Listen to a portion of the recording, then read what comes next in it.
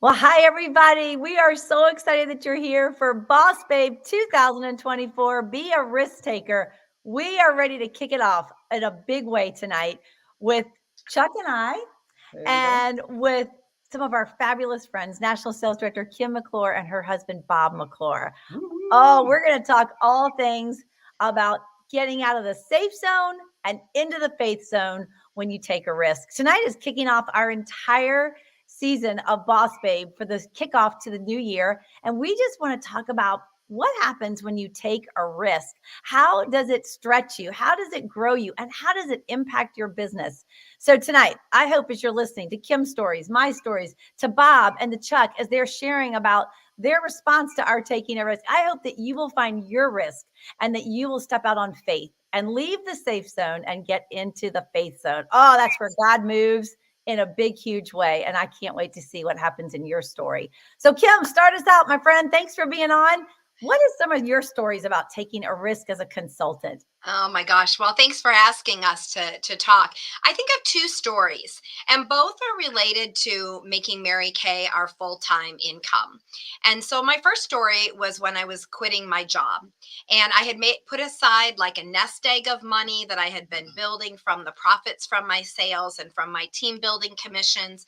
So I had a little cushion for me, and but I was scared when it was came time to turn in my resignation, and I'm like, what if, right? And then so I said to Bob, I said, I'm so scared. And he said something very profound to me. He said, Kim, if you're not scared, you're not growing. Mm. And I was like, oh, I mean, how many times have we heard, when you're talking to people, so what's new? And they go, nothing, same old, same old. That's the safe zone, right? And the Yeah. safe zone is boring. And so I always remember whenever I'm a little fearful of taking a step forward, that I'm growing. That's what I tell myself. It's not that I'm scared, I'm growing. And so that has a whole positive connotation to that, to me. And it makes me feel like strong and a champion. And so I used that again as I was finishing DIQ. And back in the day when I finished DIQ, it was like the dark ages.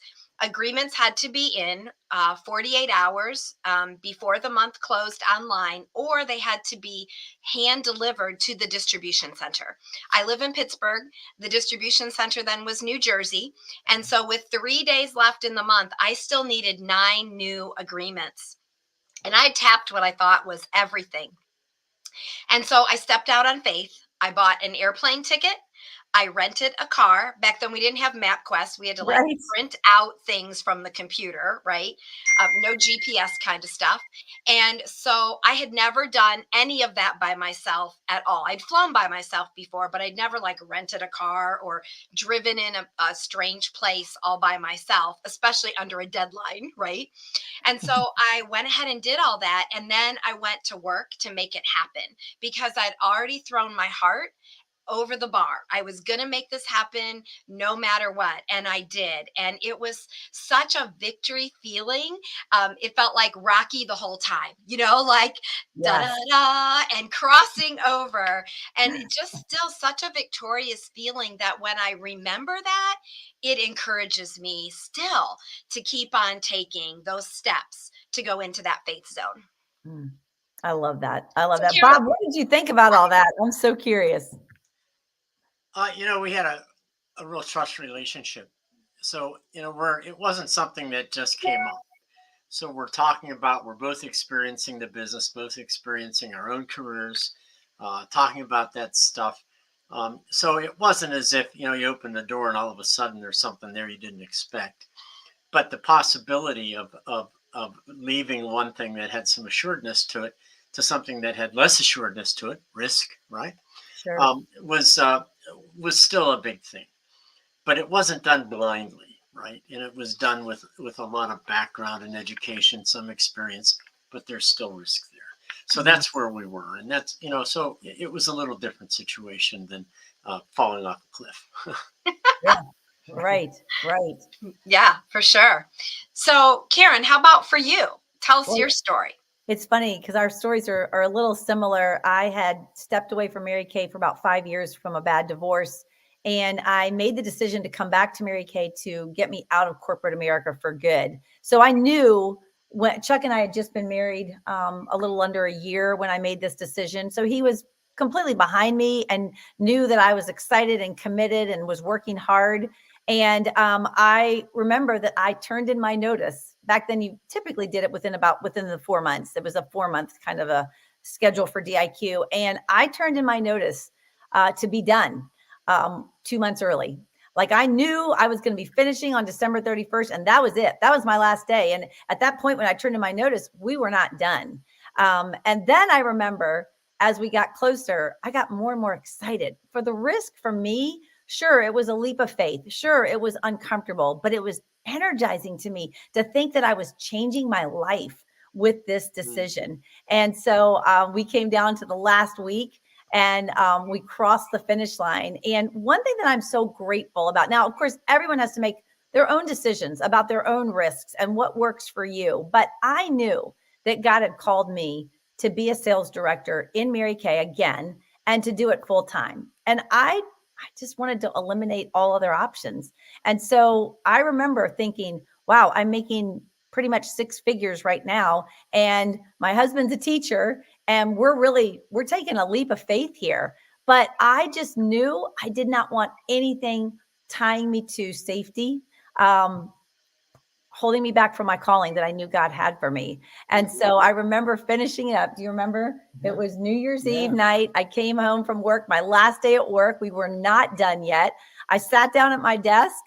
Chuck brought a grilled steak and a glass of wine, and we finished up qualification together as we welcomed in the new year. And I started out my life as a full-time Mary Kay sales director. And I always think to myself, I'm so grateful that we took that leap of faith, that risk, that getting into the faith zone, because then I just worked full force to build that unit. And wow, what a journey it's been. I'm so grateful I took that risk. How did you feel about it back then? We were newlyweds. I was going to say we were clearly still on the honeymoon. We were too. Yeah, We right. were too. Yeah. Still are to this day. Right.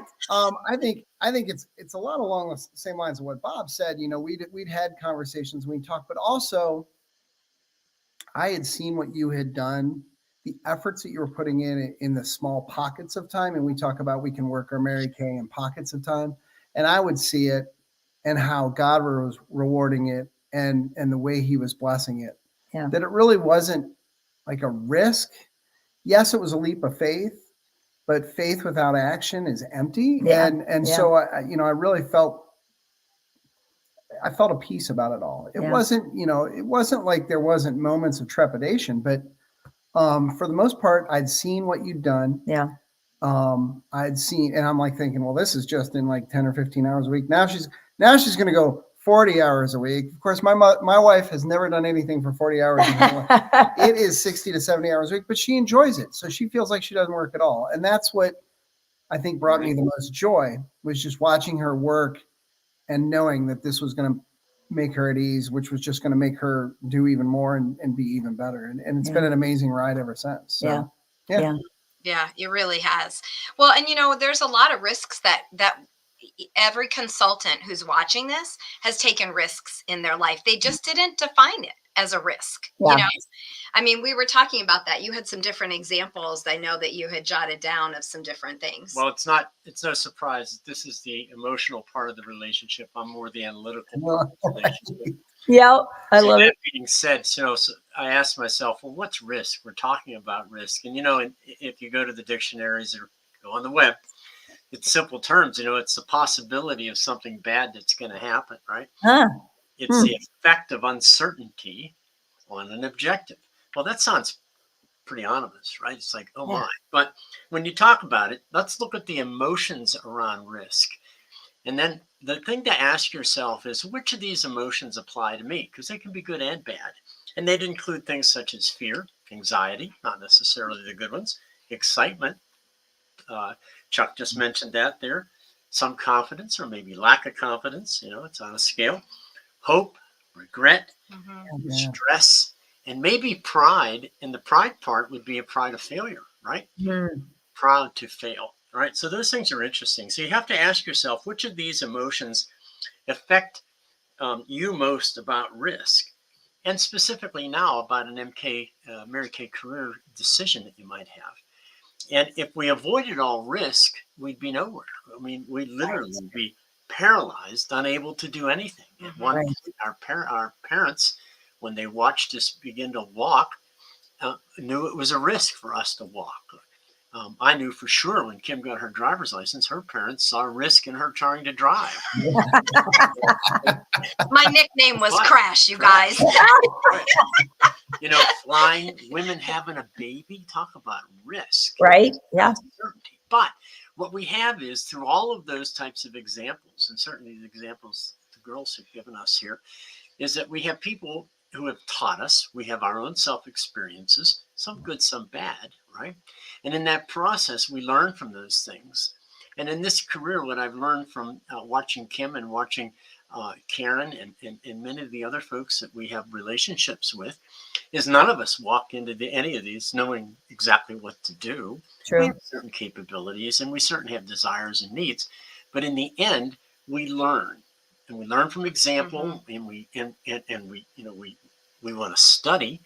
And with that, once we understand things, and this is the key risk, once we understand more about what we're going to look to do that's causing us to look at risk, or the definition of risk, the less risky it will be. Yeah. So that's the way to look at it. Look at the emotions that you think are instilled in you in this type of a decision as you go through various decisions in this type of a career or any career. And then go back and say, okay, what have I learned? What do I need to learn, better yet, to deal with those uncertainties that I see? Well, and there's the risk of not going forward. Right. Right. Of course. I mean, the risk of staying the same. Ugh. Ugh. Right. Right.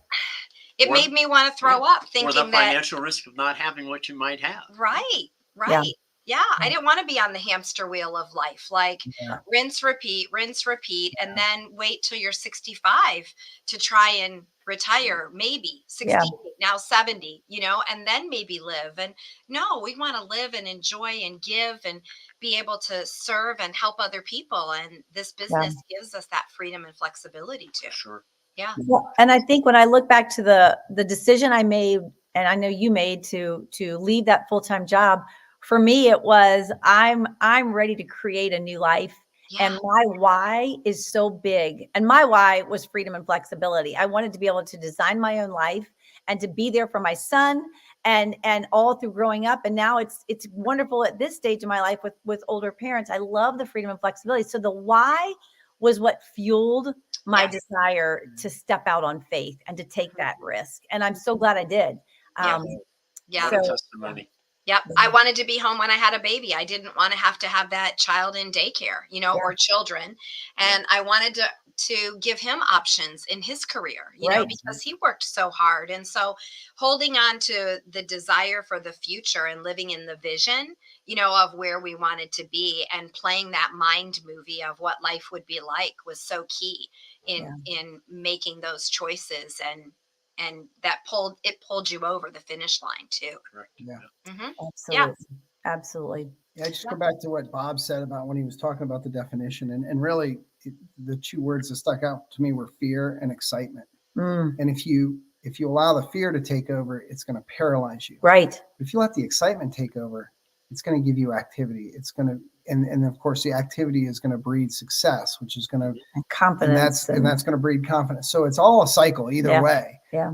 It's just how you break. But I just think of that activity. I just go back to that activity, that action. Yeah. When you're taking that leap of faith.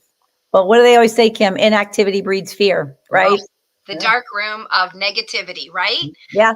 Just parking in those 6 inches up here in our brain, Embrace that excitement. Yeah. Push the fear away. Just embrace the excitement. Yeah. Right. And if you don't step out, right, for your future, your life will stay the same. Nothing changes, but it's bigger than you.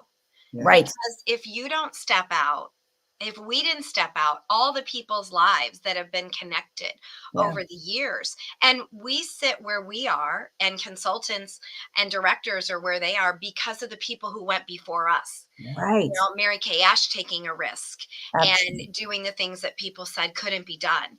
And so we stand on the shoulders of the giants who went before us. And so all of our lives are woven together in the design that God has for each and every one of us. And so if you as consultants don't take those steps forward, all the people that God has assigned to you because he gave you the dream, right? Right. Their lives can't be changed. Right. And, Proverbs chapter 13, verse 12, New Living Translation says, hope deferred makes the heart sick, but a dream fulfilled is a tree of life. I love it. Yeah. And how many times have I met people along our journey who say, oh, I wish I had done what you had done. Yeah. Right. And that's the hope deferred. It makes their heart sick. Yeah. So you don't always weigh that piece of it or realize that. So, go after those dreams For because sure. we serve a big God and he wants to give them to you. Follow his prompting. Absolutely. Oh, I am so excited. And the great thing about once you say yes to stepping out on faith, God opens the door to the next step. And so I hope that as you're listening to us tonight, maybe you're hearing what God is prompting in your heart, stirring you up. And I'm so glad that perhaps your man is here watching with us so that you guys can talk about that, pray about it together, and get excited about this new year and stepping out on faith to change your life and change many other lives. For sure. The lives of your families. Absolutely. Yeah. Absolutely. Absolutely. Well, God what a bless great you all. conversation. Thanks for being on. Thanks, Bob and Yes. Kim. Have a Yes. great day. Happy New Year, everybody. Happy New Year.